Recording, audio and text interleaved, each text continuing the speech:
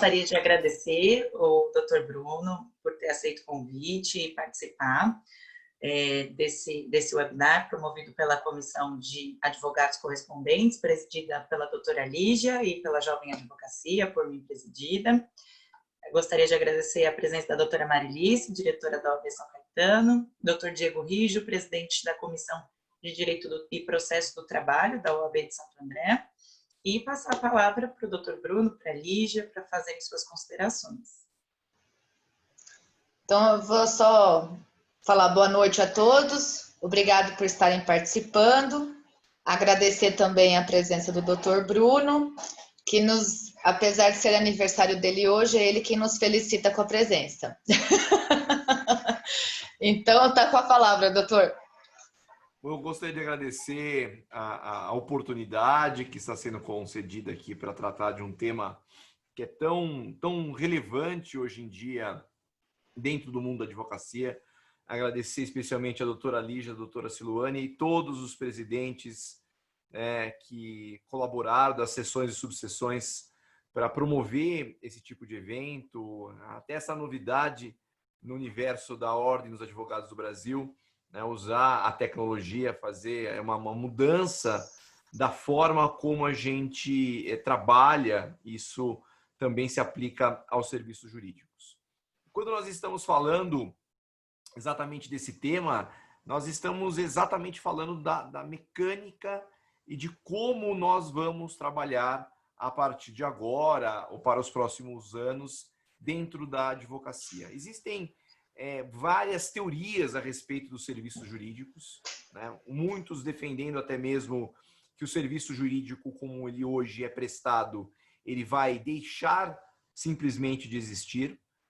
Uns entendem que não, é um momento de retomada de um antigo modelo de serviço jurídico, aquele advogado, consultor, aquele advogado mais próximo do cliente, mas o fato é, nós vamos mudar. Particularmente entendo que o serviço jurídico agora ele deve ser escalado a uma nova dimensão.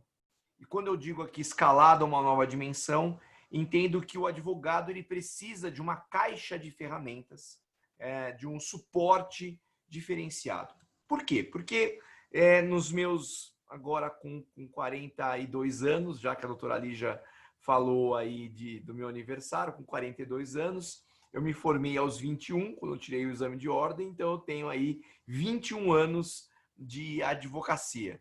E nesses 21 anos de advocacia, eu nunca me recordei, ou não me recordo, de um cliente ter me procurado feliz, para me contar uma felicidade. Ou seja, nós somos gerenciadores de conflitos, gerenciadores de problemas. Então, o cliente jurídico, de modo geral, ele tem uma aflição, ele tem uma dor, ele tem uma preocupação, ele tem uma ansiedade. Então, nós vamos lidar com essa situação. E quando nós estamos falando, basicamente, do serviço jurídico dentro do contencioso, ou seja, o cliente vai te procurar para promover uma ação, esperando um determinado resultado, nós vamos lidar com uma aflição, nós vamos lidar com uma ansiedade que não poderá ser resolvida em poucos dias, em poucos meses. Em determinadas circunstâncias, não será nem possível resolver em poucos anos. Então, isso é uma realidade.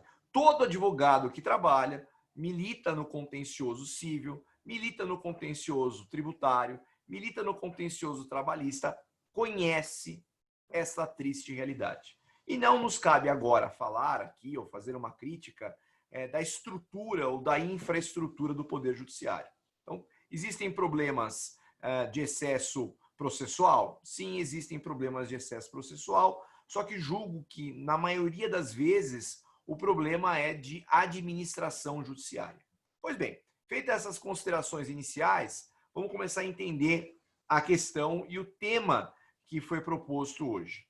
Considerando, então, que nós temos um cliente aflito, considerando que nós temos um cliente que busca uma solução para resolver essa dor, resolver essa dificuldade, lidar com o tempo, este fator que não muda, né, para todos nós temos 24 horas todos os dias, é muito difícil para o advogado. Então, o contexto da negociação de créditos judiciais, da cessão de créditos judiciais, nasce dentro desta ideia. Por uma razão muito simples. Nós vivenciamos hoje um cenário em que o advogado ele consegue êxito, consegue muitas vezes um resultado positivo para o seu cliente, através de uma sentença condenatória, através de um trânsito em julgado, e aí o cliente começa a fazer aquela cobrança básica e óbvia que é assim, então, e aí, doutor? Doutora, nós ganhei, né? Então, meu dinheiro, já posso me planejar, já posso fazer conta, ele faz aquela conta mental do que ele vai comprar, se ele vai comprar uma roupa nova, se ele vai comprar um carro, vai quitar parte da casa dele, ou seja, ele conta com esse dinheiro. E aí nasce, talvez, um dos grandes pontos de tensão da advocacia no relacionamento com o cliente, que é falar, olha, o senhor ganhou, mas infelizmente vai demorar um pouquinho mais. Dependendo da vara, dependendo da comarca, dependendo do tribunal que você acaba militando, pode demorar muito mais, né, do que a gente muitas vezes imagina. Então, o serviço, né, que se coloca agora é que algumas empresas que vêm do mercado financeiro entendem que podem dar apoio para o serviço jurídico, ou seja, não é uma concorrência, e sim um serviço de natureza complementar. E por que um serviço de natureza complementar? Porque esse serviço ele permite que a sentença judicial condenatória, que é um título executivo, assim como um cheque, assim como uma duplicata, ela passe por um fenômeno que é conhecido no mundo empresarial. Ou seja, todos os empresários, para melhorar o seu fluxo de caixa, para ter aí acesso a uma série de vantagens financeiras, fazem operações financeiras múltiplas, como desconto de duplicata, desconto do cheque, capital de giro. Isso é normal, isso faz parte do mundo empresarial, utilizar desse ferramental para conseguir alavancar uma operação, para melhorar o fluxo de caixa mensal. O advogado ele não tem duplicata, o advogado não tem cheque normalmente. Então, como é que ele opera? Como é que ele opera para o cliente? Fica meio inviável utilizar esse segmento financeiro tradicional. Então, nascem fintechs, a exemplo da Mangos, que usa, né, como moeda de troca, como instrumento, portanto, comercial, as sentenças judiciais condenatórias. Então, já desmistificando o primeiro ponto dessa discussão. O que é um ativo judicial? O que é um crédito judicial? Que parece uma coisa nova, uma coisa sofisticada, mas é algo muito simples que todos nós estudamos nas aulas de processo civil, nas aulas de processo do trabalho. Todas as vezes que nós temos aí uma sentença de natureza condenatória, né, uma vez caracterizado esse crédito, isso é um crédito judicial. Então, a diferença de um crédito judicial para um não judicial é muito simples. O crédito não judicial é aquele que deriva de um negócio jurídico ou de um ato cambial. Então, eu tenho lá nota promissória, cheque, que tem natureza cambial, ou tem os contratos de modo geral. No caso do nosso mundo, do mundo processual, são todos os créditos derivados das sentenças condenatórias de múltipla origem. Via de regra aqui, só para ser um pouco mais didático, né? Sentenças condenatórias pecuniárias. Então, a partir do momento em que nós temos uma sentença condenatória de natureza pecuniária, nós temos um crédito judicial. E aí existe até uma dúvida, qual é o momento processual em que este crédito judicial ele nasce? Ou seja, em que momento do processo eu posso falar propriamente num crédito judicial?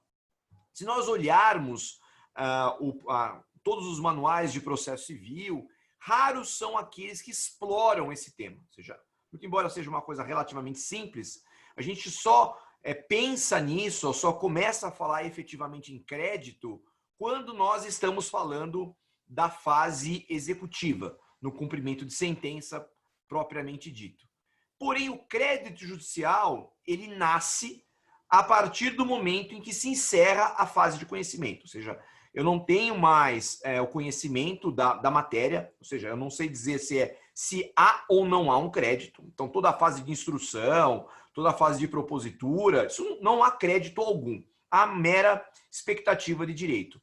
Porém, a partir do momento em que eu tenho uma sentença que condena, esse crédito nasce. Se esse crédito ele é estável ou ele é instável, é uma outra discussão. O crédito se estabiliza com trânsito em julgado, mas o crédito ele já existe a partir do término da fase de conhecimento de todo e qualquer processo judicial. Nesse ponto é interessante porque a Ordem dos Advogados já teve a oportunidade de se manifestar nos TEDs sobre a operação de cessão, e esse foi o ponto levantado. Ou seja, eu posso ceder? Você pode ceder a partir do momento em que há o crédito judicial, ou seja, somente após a fase de conhecimento. Pois bem, então o crédito judicial, assim como qualquer outro crédito, ele tem uma natureza, como regra geral, ele pode ser cedido a terceiros. Então, eu posso ceder créditos múltiplos, ou seja, a regra geral do crédito judicial e do crédito não judicial é que ele pode ser cedido a terceiros interessados. Eu não poderia ceder créditos em algumas circunstâncias? Existem circunstâncias em que a lei ela veda essa cessão de maneira expressa, ou nós temos uma vedação, não é nosso caso, uma vedação oriunda do próprio contrato. Um exemplo que nós temos é especificamente a tutela alimentar no direito de família. Então, quando a gente fala da tutela alimentar no direito de família, lá sim existe no Código Civil um obstáculo objetivo a esse respeito. Mas tirando esse caso do direito de família, como regra, a cessão ela pode ser feita sem nenhum problema. E como esse negócio, como esse fenômeno que não é processual, ele é extraprocessual, ele acontece. Então, existe um crédito judicial, né? Existe um interesse, portanto, da parte ou o interesse do próprio advogado em ceder o crédito judicial. Lembrando que os advogados, eles têm uma parcela desse crédito judicial sempre, seja em razão de honorários de sucumbência ou até mesmo honorários contratados, no caso, especialmente dos advogados trabalhistas, na grande maioria, eles são cotitulares, então nós estamos falando aí a parte com 70% em média e o advogado com 30% em média do crédito que foi objeto da condenação. Então, a partir desse momento em que há esse interesse ele surge no meio de uma negociação, é possível se instrumentalizar esse negócio por meio de um contrato, que é típico, a chamada cessão de crédito, né? A cessão de crédito, ela não é um negócio atípico, ela não é algo esquisito, muito pelo contrário, é um negócio típico descrito no Código Civil, a partir do artigo 284, tem lá toda a regulamentação. E uma vez realizada a cessão de crédito, incluindo, portanto, a cessão de crédito judicial, operam-se as regras do Código Civil. O cessionário, o adquirente, passa a assumir todos os direitos relacionados a esse crédito, nos mesmos moldes em que ele foi cedido, mas principalmente também assumindo toda a responsabilidade e assumindo todo o risco. Por que eu fiz esse introito acadêmico, né? Porque a primeira dificuldade, talvez, do mundo jurídico, a primeira dificuldade dos advogados de modo geral é essa. Falar assim, olha, eu nunca ouvi falar de cessão de créditos judiciais. Eu nunca ouvi falar da ideia de ativos judiciais. Então, ao contrário do que qualquer advogado ou advogada possa pensar, nós não estamos falando de nenhuma novidade. Nós não estamos falando de nada que não seja literalmente texto de lei. É texto de lei puro. E, aliás, é até interessante, quando nós estamos falando de cessão de créditos judiciais públicos, que é o caso dos precatórios, e todo mundo acaba esquecendo que precatório é uma espécie do gênero, né? Então, você tem lá todos os créditos judiciais e o precatório, a cessão de precatório é só um tipo de cessão. É um tema regulado na Constituição Federal, aparece lá no artigo 100 do ADCT, e dentro da própria Ordem dos Advogados do Brasil tem uma comissão só para tratar disso.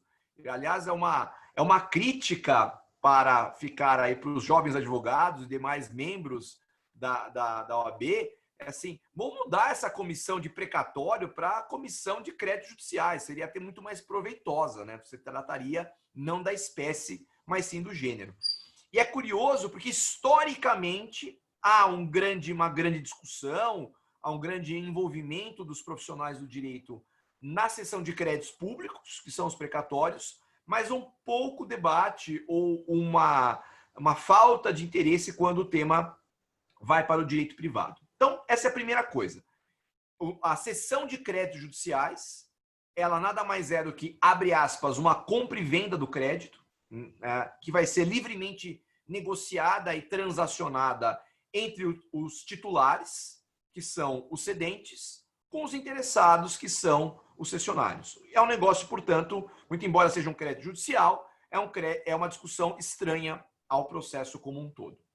Pois bem, então, a primeira dúvida, ela tem que ser esclarecida. Assim, há ilegalidade? Não, muito pelo contrário. Há uma total legalidade, há uma legalidade constitucional a respeito desse assunto. O que há, sim, são dúvidas e por ser um mundo novo ao direito privado, poucas discussões. Então, se legalidade não há, qual é a própria opinião da OAB a esse respeito? Que muitos advogados também têm essa questão, levantam essa questão sobre o problema da negociação de ativos judiciais. A OAB já teve a oportunidade de se manifestar, não uma vez, mas várias vezes a esse respeito. Isso não chega a ser matéria sumulada no TED, mas nós temos diversos julgados a esse respeito. E, aliás, diversos, assim, que eu falo, assim, não dá para encher uma palma, as duas mãos não enche, né? Porque, na maioria das vezes, os julgados dizem a mesma coisa. Primeiro, uma coisa meio óbvia, né? Que costumo dizer até mesmo com o advogado. O advogado não pode comprar o crédito do cliente, né? Isso é uma infração ética grave, isso é tergiversação, e há, sem fazer um exercício muito grande, um baita de um conflito de interesse. A gente vira e mexe, a gente vê esse tipo de discussão. Então, nesse caso, ele não pode. É necessário, portanto, que o adquirente seja um terceiro. Então, nesse caso, o advogado ele vai ceder ou vai participar da negociação com um terceiro interessado.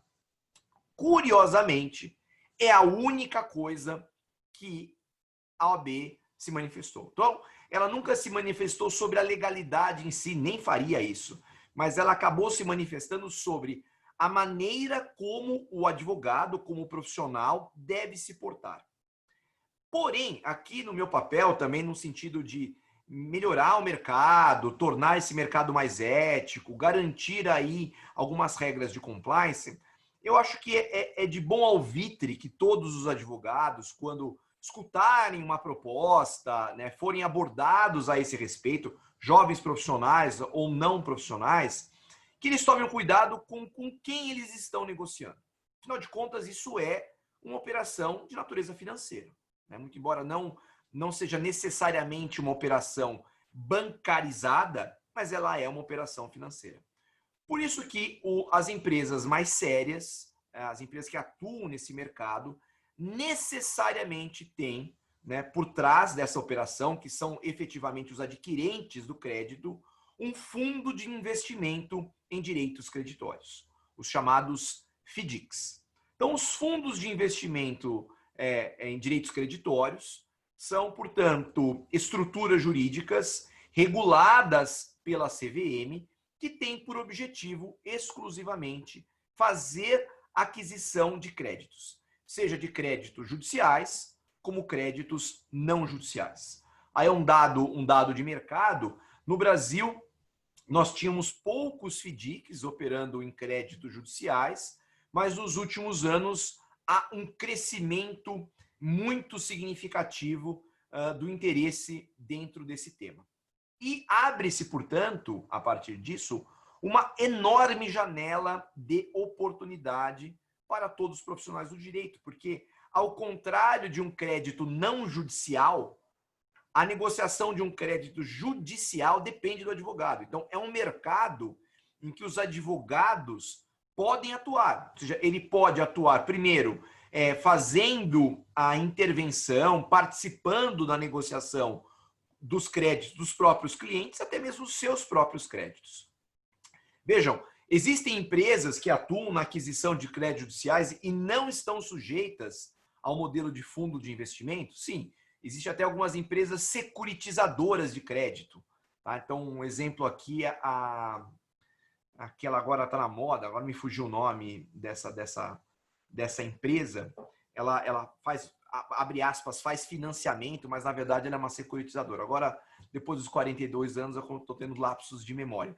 Então, mas ela vai ficando velho, vai esquecendo de tudo. E agora, se eu não colocar o óculos, eu não enxergo mais nada. Ontem eu fui no supermercado para quebrar o gelo, eu fui comprar um negócio lá, fui sem óculos. Tive que pedir ajuda para um mocinho lá para ler para mim é o rótulo. Foi uma cena, assim, no mínimo degradante na minha vida, né? Eu tirava sarro da minha mãe, me ferrei. Mas voltando ao tema, então, hoje a gente tem essas empresas, não são muitas empresas, e a ideia desse mercado é que ele tende a crescer. Fala assim, tá bom, mas eu não tenho uma empresa jurídica dessa natureza, Bruno. Eu tenho um escritório de advocacia, minha vida é essa. Só que a gente volta ao começo da explanação. A gente lida com aflições, né? E tem aquele cliente que ganhou e falou, quer saber? Ganhei esse dinheiro, aí deixa, meio uma poupança, não estou precisando desse dinheiro agora, toca aí, doutoração, hora que pingar, o senhor me avisa que eu vou ficar feliz. Mas nós temos o outro lado da história. Aquele sujeito que te liga de manhã, de tarde, de noite, aí ele descobriu o PJE ou ESAGE, e qualquer movimentação administrativa que acontece no processo dele, né, da mudança do escaninho do processo, ele te liga e fala assim, doutora, tem uma novidade, já vou receber agora? Então, é aquele cara que precisa do dinheiro. Então, a negociação de ativos judiciais, né, a cessão de créditos judiciais, ela surge para o advogado como uma opção de trabalho. Ou seja, não que ele precise fazer, mas ele pode fazer. Então, vejamos nesse caso aqui, momento de pandemia, teve um impacto enorme na atividade do advogado, uma dificuldade para a captação e desenvolvimento de novos clientes, o advogado não conseguindo trabalhar, muitas vezes não conseguindo atender os clientes de maneira satisfatória. Tem clientes que, dependendo da idade, do perfil, não querem fazer uma reunião virtual, e aí? Então ele tem lá um estoque enorme de demandas, não tem como receber, surge a cessão de crédito aí como uma opção de trabalho, né? Então, ou seja, ele poderia fazer como se fosse um desconto de duplicata, como um adiantamento de fluxo de caixa, usando os honorários que ele iria receber inevitavelmente. Então, esta opção nova, né? Esse negócio que começa a surgir a partir de 2019, 2020, ele começa a servir para o advogado como uma opção. Alguns advogados que nós já trabalhamos até já colocam isso como uma opção para o cliente. Fala, olha, eu tenho duas opções para você. Se eu ganhar ação, eu consigo te dar uma resposta eficiente e rápida, né? Que a gente pode fazer aqui a sessão, ou você pode optar por receber mais tarde, por continuar o processo. Então, antes, né, o advogado sempre refém do Poder Judiciário, né, com aquele prazo depende, né, que é uma resposta padrão de advogado. Quanto tempo vai demorar a minha ação, doutor? Depende. Depende do quê? Não sei, só depende de muita coisa.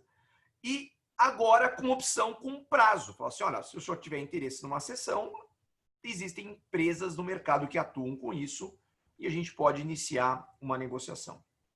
Pois bem, qual é o cenário atual das empresas, a exemplo da Mangos, que trabalha, né, exclusivamente com esse mercado? Então, e aqui também como participante desse mercado, a gente não pode tratar as empresas da mesma forma.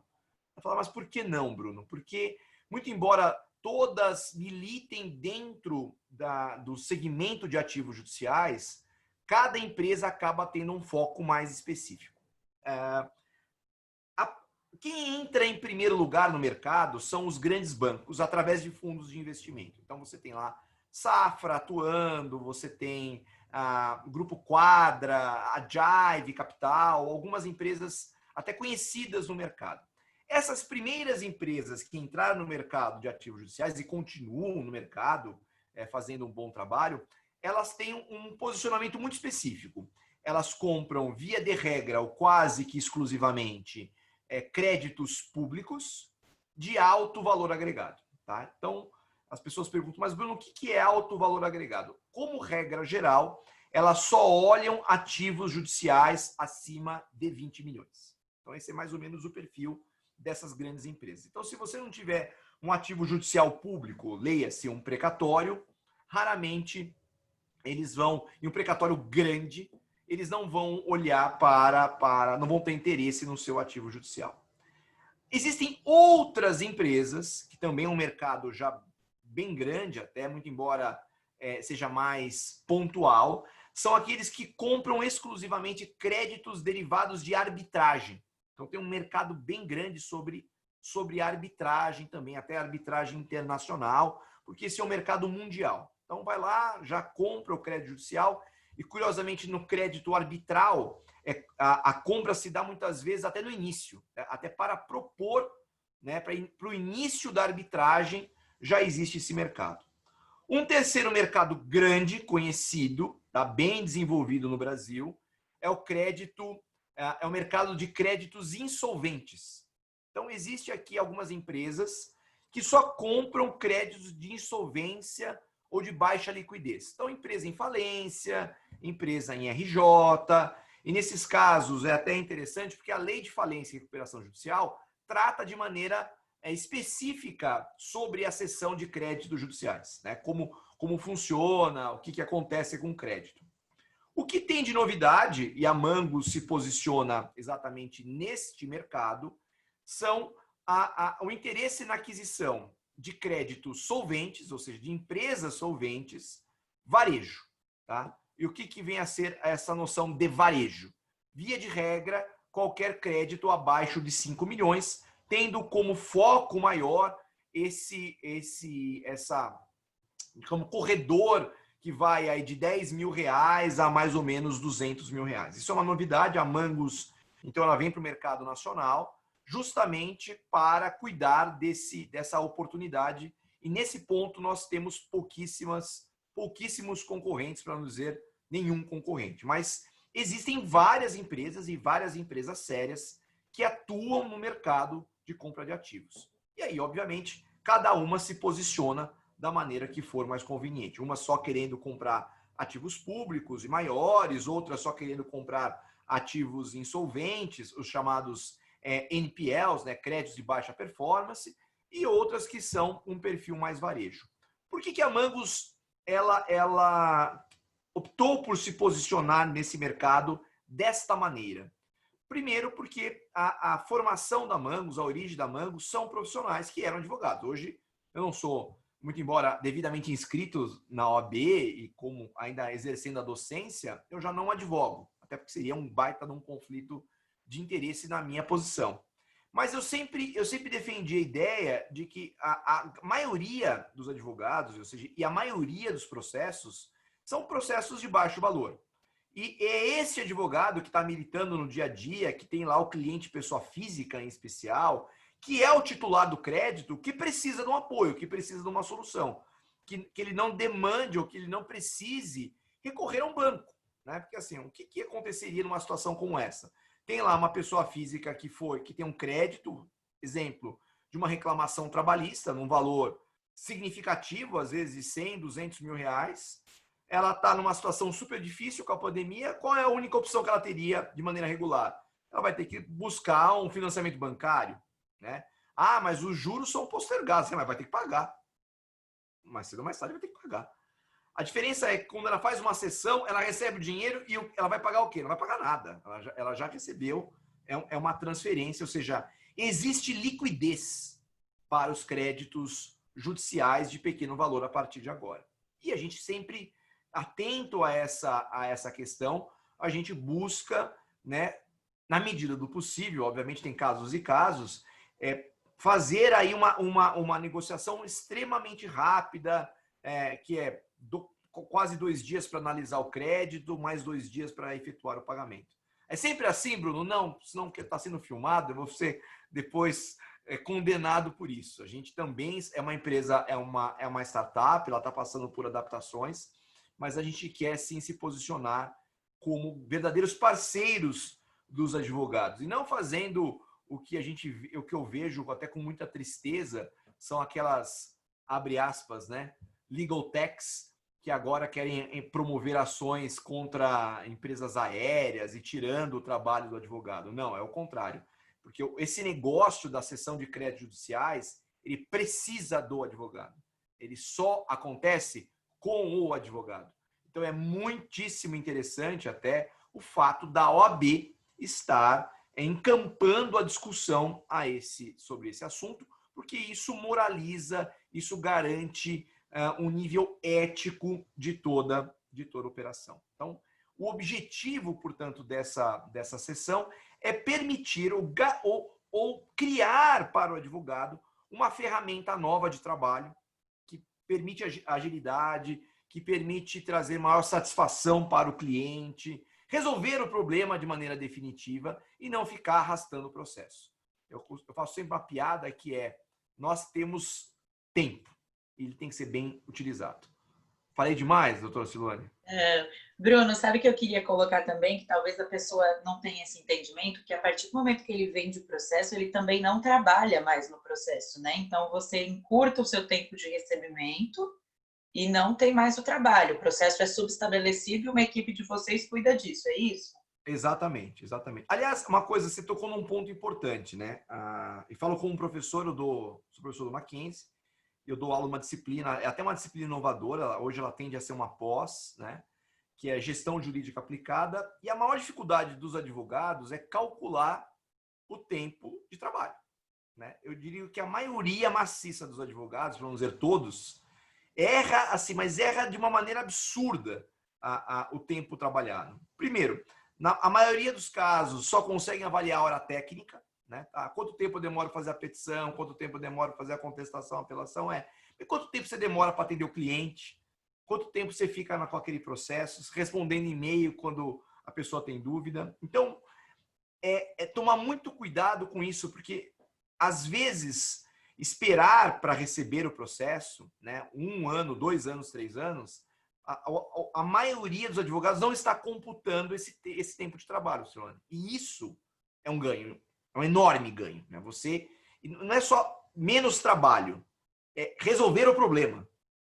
Porque o cliente satisfeito é o ponto.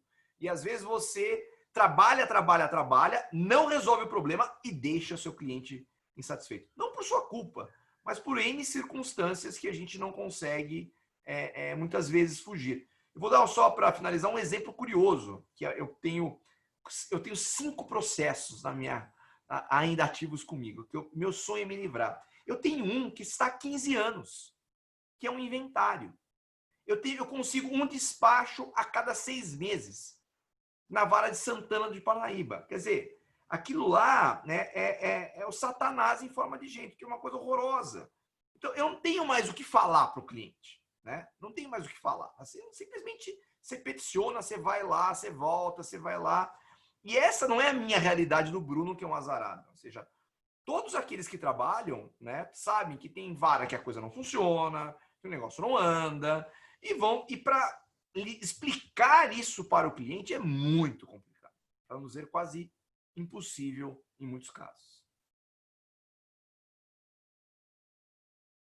Bruno, surgiu uma pergunta aqui no chat, perguntando se a Mangos trabalha com algum modelo de parceria com outras startups para que façam a mineração dos dados e qualificação desses processos. Acho que seria interessante colocar quais são os processos que a Mangos trabalha, né?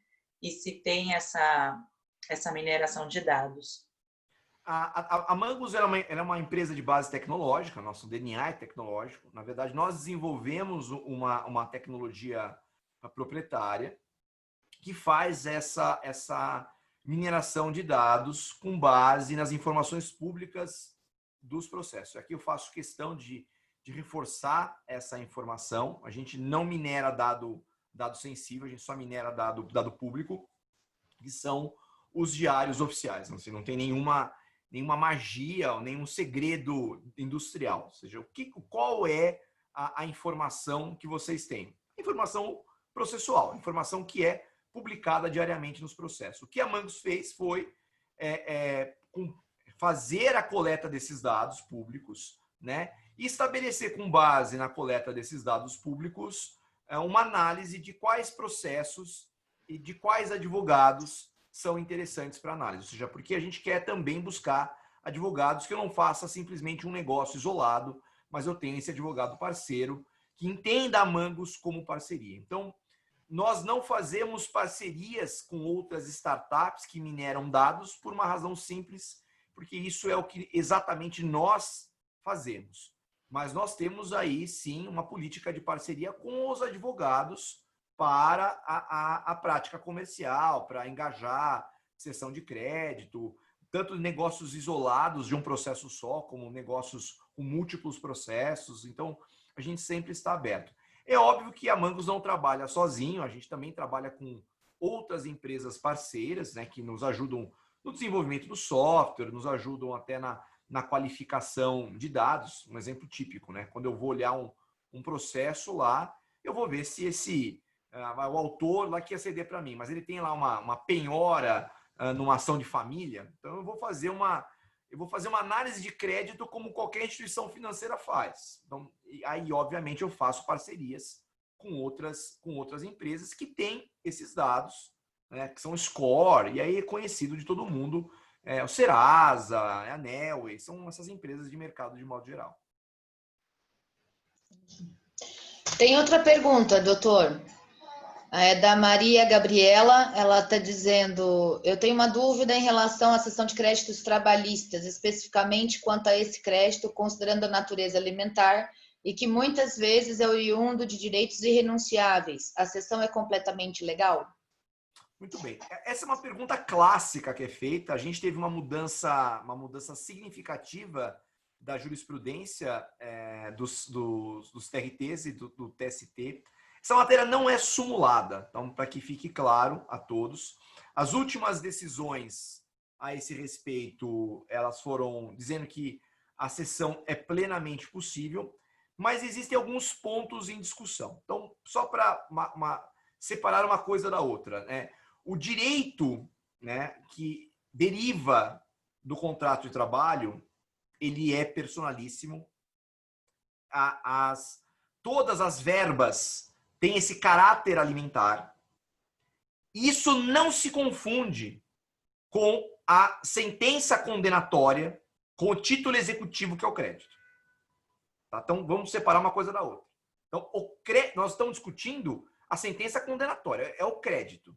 Aquele direito lá que foi conhecido, foi declarado, ele é do trabalhador. Eu não estou comprando uma expectativa de um direito personalíssimo. Não tem nada. Esta é a diferença.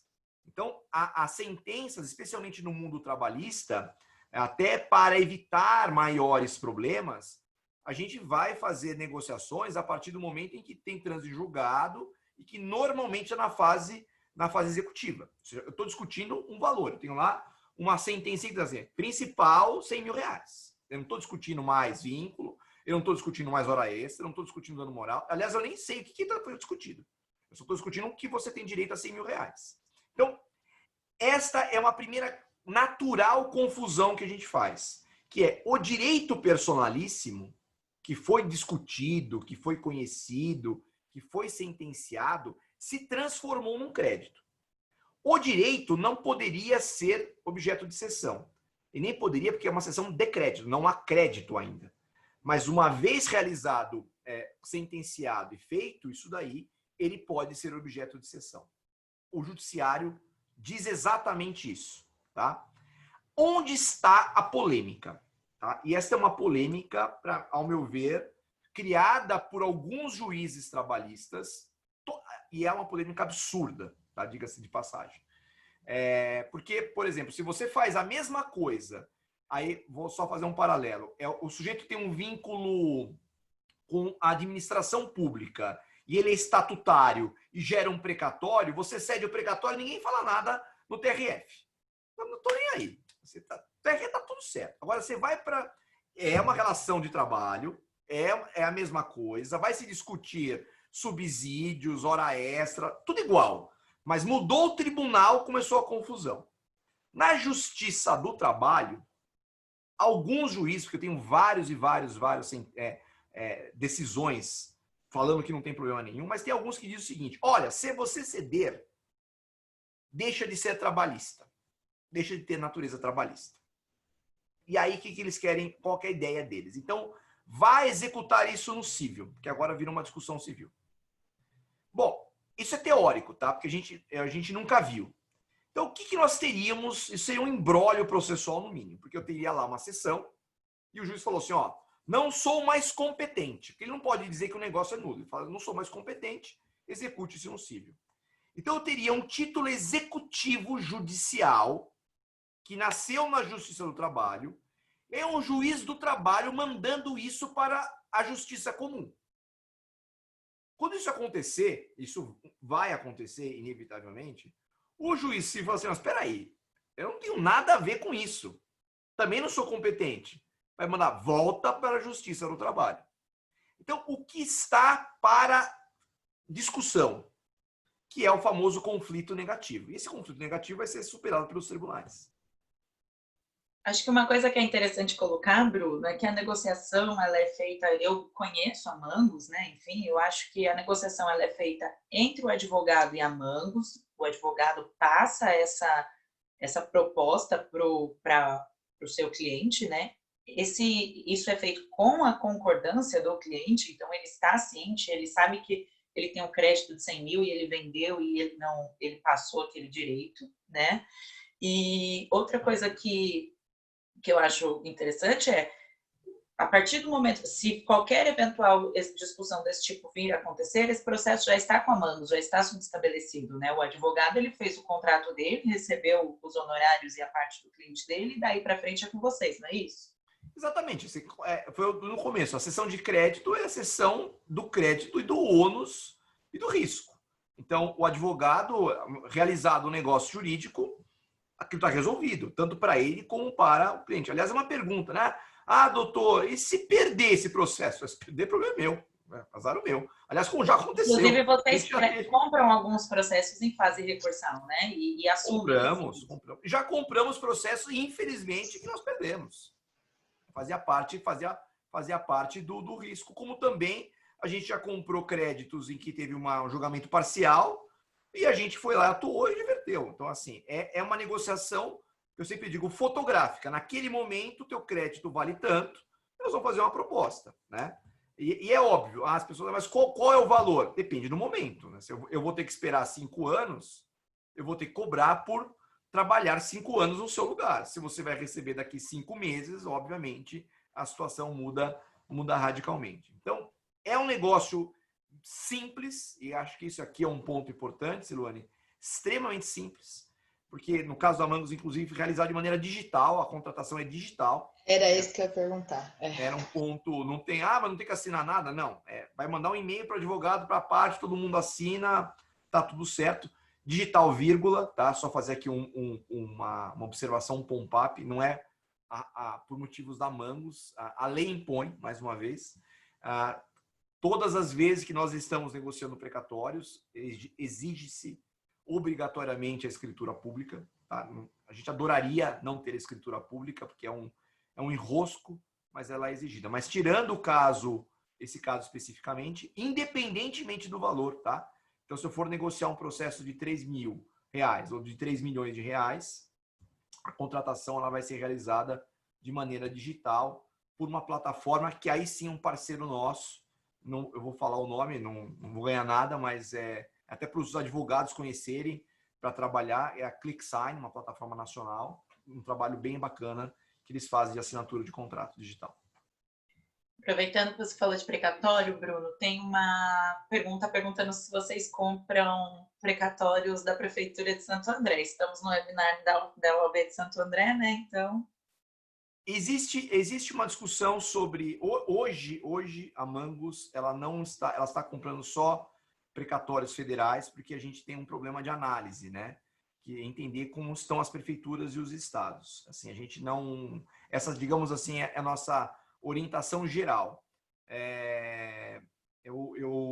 Mas assim, estão surgindo demandas novas, especialmente do ABC, e a gente já está iniciando essas primeiras tratativas.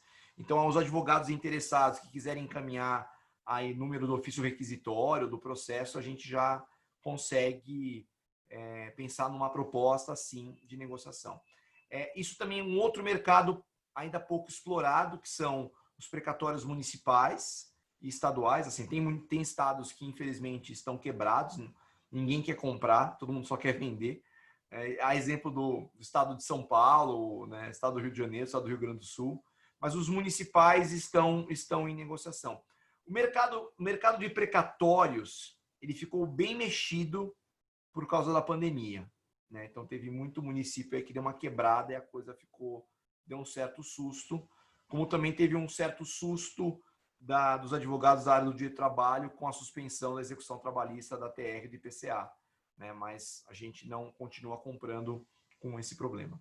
Mas assim, estou aberto. E assim, a gente às vezes não conhece o município, né? Então, mais de 2.000 lá vai fumaça municípios, mas é um tempo da gente olhar aí o precatório, verificar a saúde do município e fazer a aquisição. Tá, e caso o advogado queira, então, por exemplo, essa pergunta que a Celuane fez veio da Ana. Se ela quiser mandar para análise, como que ela faz? Ela tem a página, né? A página já tem na página www.mangoscredit.temudo.com.br, ela tem lá um campo específico, ela pode mandar o número do processo, né? Hoje a gente está com uma demanda bem grande de análise vindo da página, a gente vai analisar e vai retornar. Se eventualmente tiver interesse, a gente já comunica o advogado e uma vez ter interesse, a gente já faz uma proposta para aquisição desse crédito. O que demora no precatório, em alguns momentos, isso é importante para o advogado ter em mente, até para administrar a ansiedade do cliente, é que às vezes são processos antigos, que é processo físico. E aí a gente tem dificuldade para analisar processo físico, né? Então, processo físico é sempre um martírio, até mesmo o processo trabalhista. Já tive a oportunidade de ver casos em que, mas o processo foi digitalizado. Não foi digitalizado, pegaram todas as ações e juntaram uma só. Então, o tempo que você tem para analisar um processo desse é enorme. E isso acaba naturalmente atrasando. Agora, processos digitais, a gente tem uma meta interna agora nova, é uma meta da empresa, de tentar dizer sim ou não para o cliente, se vamos negociar ou não vamos negociar, em até 72 horas. Então, em 72 horas, a pessoa recebe uma resposta. Lembrando, a Mangos, ela não compra processos de insolventes, né? Existem outras empresas que fazem no mercado. No caso, a Mangos não faz, né? Muitos me perguntam, Bruno, por que não faz? Não faz por uma estratégia do fundo de investimento, não que a gente não queira fazer. Talvez num futuro, quem sabe num futuro próximo, eu volte aqui e fale, olha, a gente também compra de insolventes, né? Mas hoje a gente não tem essa expertise, não faz parte aí do nosso modelo de compra. A gente compra em qualquer fase de execução, tá? Qualquer fase. Entrou na fase de execução, em qualquer circunstância, a gente compra. E a gente compra também já em fase recursal.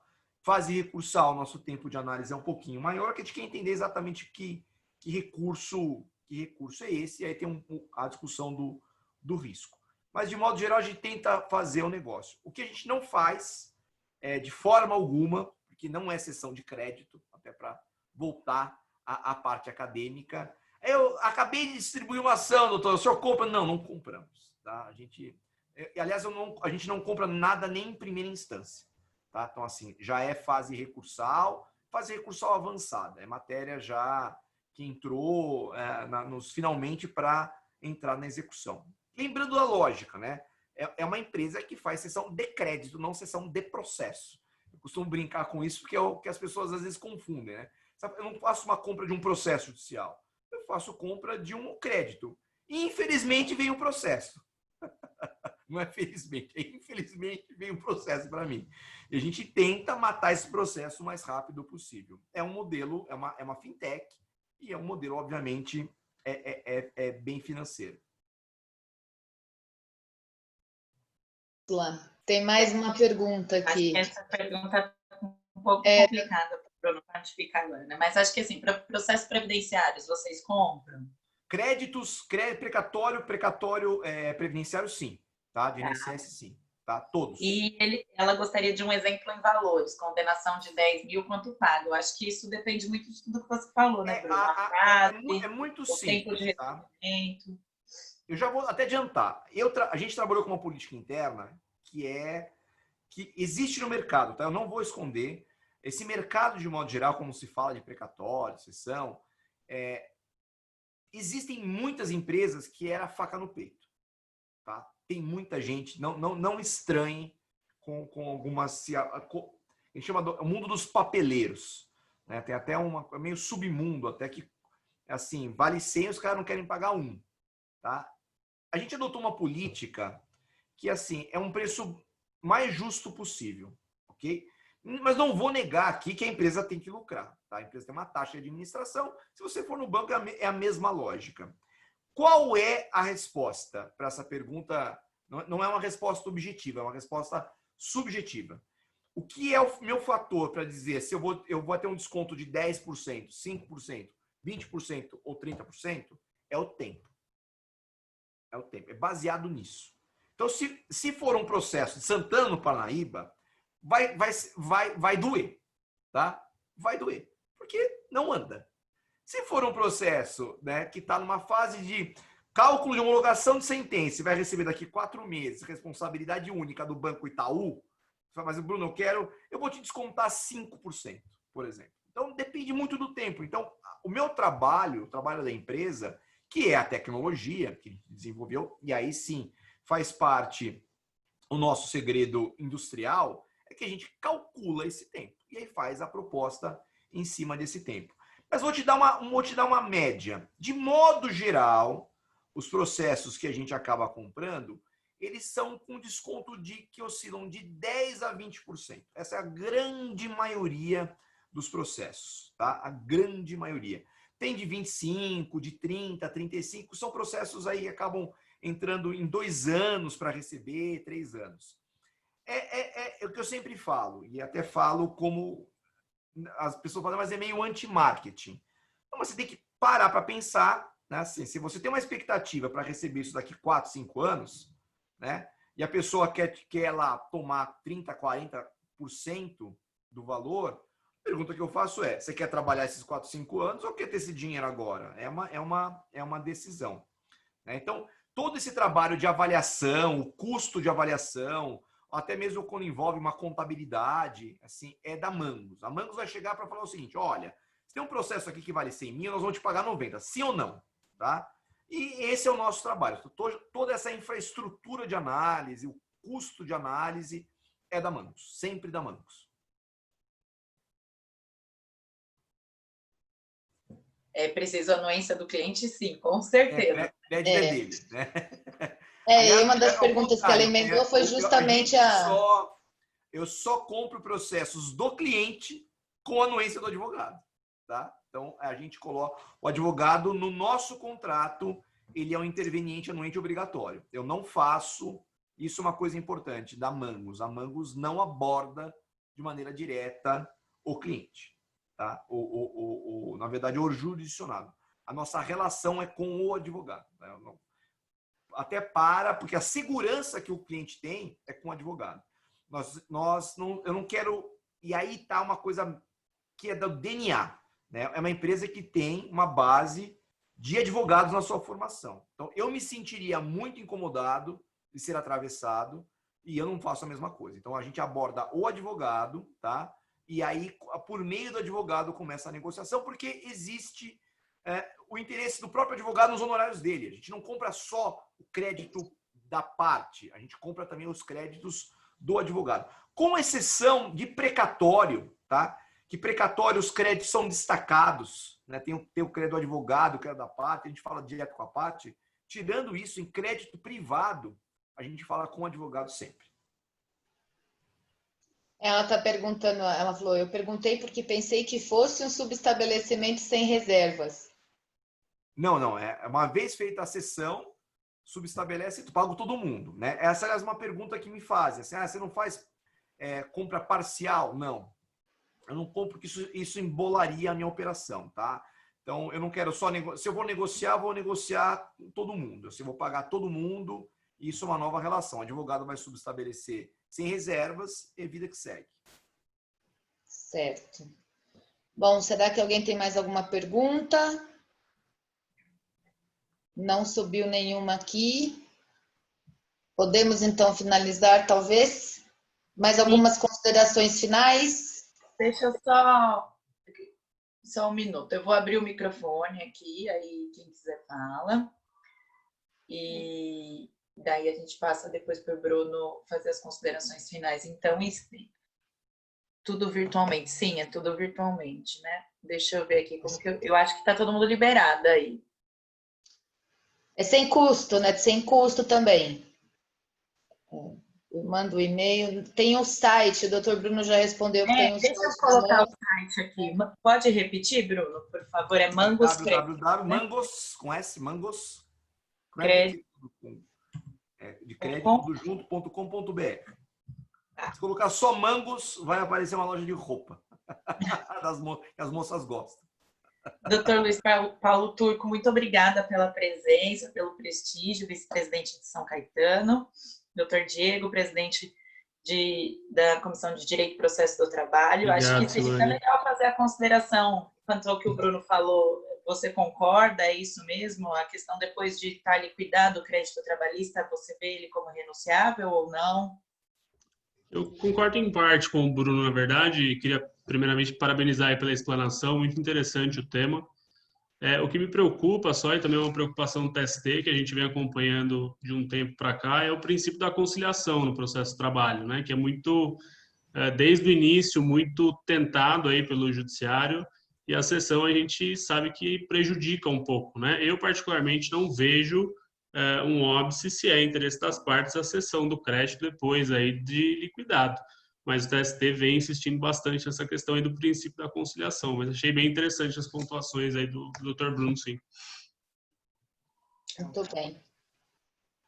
Muito bom. E aí, para o Bruno fazer as considerações finais dele, Dr. Luiz Paulo quer falar alguma coisa? Não, o que eu posso falar só é depor a favor, né? Eu vivo disso. Do outro lado. Eu sou pelo cedente, eu cedo crédito. E isso faço corriqueiramente. Eu não vou falar quantos anos, porque essas coisas. A live está sendo gravada, eu não vou nunca entregar. Bom, eu faço isso há muitos anos. A internet falhou. Eu defendo. No setor falhou? Desculpa, vamos lá. Eu faço isso há muitos anos, eu não vejo óbice nenhum, né? Muito pelo contrário. É uma forma de negócio maravilhosa, resolve, atende o que o cliente quer. Eu sou um entusiasta, sou um defensor dessa questão. Parabéns, Bruno, Lígia, Silone, parabéns. Muito boa a palestra, a live. Obrigada. Então, Bruno, para suas considerações finais. Agradecer muito a disponibilidade no dia do seu aniversário de falar aqui com a gente. Mas espera aí, antes de chegar, acho que subiu mais uma pergunta aqui. Ó. Qual o seu entendimento em relação à compra de um crédito trabalhista por terceiros que não sua empresa, por um valor vil? Isso acho que ele já falou. Eu acho que aí aplicar também um mínimo, tem um pouco do não trazer as boas práticas do processo civil do valor do preço vil, né? Tem coisa que não tem condição. Né? Aí acho que sempre tem os pertomem, né? Acho que a gente tem que se defender de maneira ética, né? Acho que assim. Eu acho legal abrir para tantas perguntas, porque realmente é o que a gente conversa bastante, né, Bruno? Tem muito advogado que tem muita dúvida, não sabe o que pode, o que não pode. Enfim, eu acho muito legal, muito esclarecedor e agradeço sua disponibilidade. Eu agradeço, aliás, fazendo uma correção, vou fazer aqui uma correção na minha fala, que eu esqueci de um mercado que o Dr. Luiz Paulo representa desses créditos, são os créditos ligados a bens imóveis. A gente tem um enorme mercado, até a gente teve aqui uma discussão com a doutora Lígia sobre esse mercado, e aí o fundo que era um FDIC não poderia participar, tem fundos de direitos imobiliários que acabam tendo interesse. Então, eu acho que esse mercado é um mercado enorme. Ele tem uma vantagem, o doutor Luiz colocou um ponto importante, é um mercado dos advogados. E aí a diferença é essa, assim, a gente está, às vezes, batendo cabeça. O advogado fala, não vou ceder. Está perdendo negócio, está perdendo dinheiro, né? Ele tá mantendo o trabalho, né? Não, assim, a gente fala, não, mas não é uma atividade empresarial. Ela não é uma atividade empresarial, mas é uma atividade econômica. No final das contas, do mês, todo mundo tem que pagar a conta, né? E assim, Não é o que a gente fala, né? É melhor do que fazer um capital de giro. Acho que assim, o advogado ele pode olhar de duas maneiras. Ele assim, eu tenho lá 1000 processos, eu tenho 1 milhão de créditos. Assim, é a mesma coisa. É como você olha. Então assim, é a maneira de enxergar. Isso não é uma novidade no mundo jurídico, ou seja, isso no mundo, nos Estados Unidos, na Europa, isso é feito de uma maneira infinitamente mais agressiva, tá? Lá a gente até pode aqueles que têm interesse em tendência, já que esse é o objeto da palestra, lá já se fala no chamado litigation finance, né? Que são as empresas que patrocinam o litígio antes da entrada. Tá? No Brasil aqui, sumariamente proibido, mas já entrou no Brasil com arbitragem. A arbitragem já faz isso. Então, isso tudo são mercados dos advogados, não mercados contra a advocacia. Tá? E o advogado precisa entender isso daí. É o que eu sempre falo. Se ele vai chegar com a Mangos num negócio, porque não bateu o preço, isso é uma outra discussão. Isso aí é negócio. Negócio é negócio. Eu vou te fazer um preço, você não vai gostar. Isso vale para o crédito, para o teu carro, para o teu imóvel. Estamos aqui abertos à negociação. Né? Na mesa de audiência. Na mesa de audiência. Então, assim, a nossa vida é fazer isso. Assim, né? Eu sempre brinco assim. Às vezes me falam, o advogado ficou ofendido. Azar dele. Estamos negociando, não estou empurrando uma faca. Tem que ser bom para as duas partes, né? E aí, até aproveitando o gancho do Dr. Diego, é onde às vezes onde erra a conciliação. E aí, fazendo uma reflexão, por que às vezes a taxa de conciliação é tão ruim? Porque a parte não quer se conciliar com a parte adversa, que ela tem uma relação emocional, né? Ela tem, especialmente no trabalhista, né? É curioso assim, ele tem uma relação muito forte, uma coisa muito visceral. Agora, às vezes, negociar com um terceiro é mais fácil. Então, eu digo que a visão do TST as empresas como a Mangos, elas não vão de encontro à conciliação. Elas complementam aquilo que a conciliação não consegue fazer. Porque quando você põe um terceiro, né, às vezes eu não tenho nada a ver com essa empresa, cara. Vamos resolver o teu problema. Então, eu acho que são forças complementares, né? Além de outras estratégias pontuais. E como a aquisição de crédito é feita na fase de execução, eu ouso dizer que todas as tentativas de conciliação já foram para o brejo, né? Então, é um outro cenário. Mas eu queria só terminar minha fala agradecendo a doutora Siluane, a doutora Lígia, o doutor Luiz Paulo, em nome de todos os outros presidentes da OAB que compõem. Como professor, como advogado, hoje como empresário, eu fico muito feliz de perceber que a OAB está se abrindo a discussões mais modernas, né? Perdendo um pouco aquele ranço daquela advocacia. Eu faço até, tem advogado que vai querer me matar agora, né? Muito embora eu use, eu chamo da advocacia do monograma, sabe? Vamos chega do monograma, assim, a gente pode ser um pouco mais moderno, ter uma visão um pouco mais efetiva do que o cliente precisa e principalmente do que o serviço jurídico pode oferecer para as partes. Então, doutora Suliana, só tenho a agradecer a todos vocês. Bruno, muito obrigada, viu? Obrigada a todos pela participação. Diego, desculpa, te peguei no susto aí, né? Entrou. Imagina, que é isso. Eu tava numa ligação lá no comecinho, por isso que eu não tinha ativado a câmera, mas assim que eu pude, eu ativei aqui. Muito legal o tema abordado. Obrigada por Lígia. E é isso. E caso alguém tenha alguma dúvida ou queira depois esclarecer algum assunto, é só procurar o Bruno nas redes sociais, acho, né, Bruno? No Instagram. Doutor Bruno, a doutora Luciane está te parabenizando no chat. Está falando parabéns pelo seu aniversário hoje. Agradeço a todos. Me perdoem, eu sou, digamos assim, meio analógico, eu tenho uma certa dificuldade com redes sociais e companhias limitadas. Então é isso. Muito Tá obrigada a todos. Obrigada a todos, gente. Muito boa noite. Tchau, tchau. Um abraço. Até a próxima. Tchau, tchau. Parabéns. Tchau, tchau. Obrigada, Diego. Tchau, tchau.